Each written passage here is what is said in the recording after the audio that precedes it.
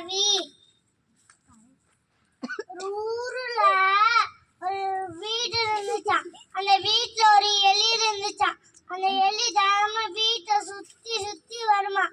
அப்போதைக்கு அது கண்ணுல ஒரு ஜாடி பட்டுச்சான்.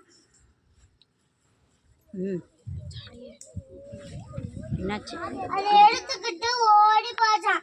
அப்போதைக்கு மூடி கீழே திறந்து விழுந்துருச்சான்.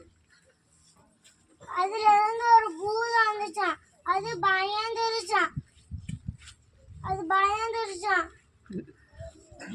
அது நன்றி சொல்லிச்சான்.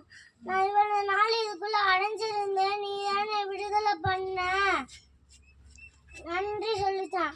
3 வாரம் தரேன்னு சொல்லிச்சான். ஃபர்ஸ்ட் நான் மனுஷங்களை மாதிரி நடக்கணும்னு கேட்டுச்சான்.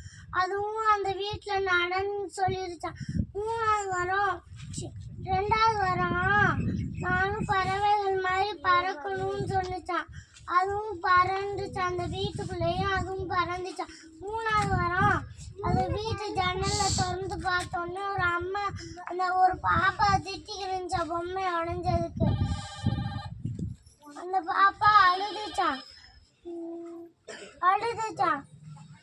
அது அந்த எலி அது உடனே அந்த பூதத்துக்கிட்ட அந்த பாப்பாவுக்கு ஒரு பொம்மை கொடுன்னு சொல்லிடுச்சான்.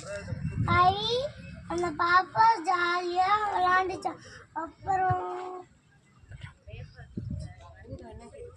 பூதம் என்ன கேட்டுச்சா, உனக்கு தரம், உனக்கு கேட்காம எதுக்கு அடுத்தவங்களுக்கு கேட்டேன்னு கேட்டுச்சான்.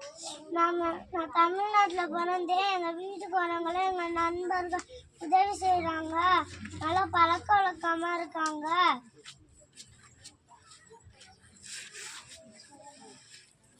நல்லா பிறருக்கு உதவி செய்கிறது நான்